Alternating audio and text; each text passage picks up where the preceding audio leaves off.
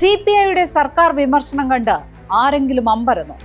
CPI വേണമെങ്കിൽ മുന്നണി മാറിക്കൂടായികയില്ല എന്ന് ആർക്കെങ്കിലും തോന്നി? ഈ സർക്കാരിനെ രണ്ട് തല്ലി നന്നാക്കിയിട്ടേയുള്ളൂ എന്ന് തീരുമാനിച്ചതുപോലെ കരുതിയോ?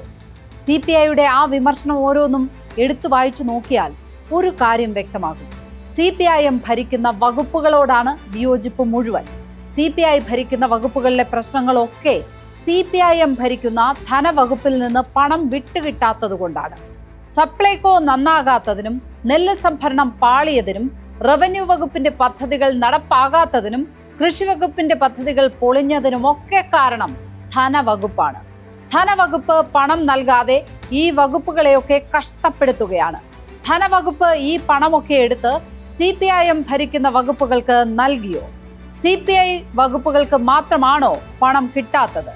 അങ്ങനെ പണം കിട്ടാതിരിക്കുന്നുണ്ടെങ്കിൽ ഇതുവരെ CPI അതൃപ്തി പറഞ്ഞോ? എല്ലാ ബുധനാഴ്ചകളിലും ചേരുന്ന മന്ത്രിസഭാ യോഗങ്ങളിൽ എന്തെങ്കിലും അറിയിച്ചോ? കാനം രാജേന്ദ്രന്റെ കാലത്ത് CPI മന്ത്രിസഭാ യോഗം ബഹിഷ്കരിച്ചതുപോലെ സമ്മർദ്ദമുറ സ്വീകരിച്ചോ? CPIക്ക് മാത്രമായി കാശു കിട്ടാതിരിക്കുന്നുണ്ടെങ്കിൽ അത് മന്ത്രിമാർക്കും പാർട്ടിക്കും കെൽപ്പില്ലാത്തത് കൊണ്ടല്ലേ?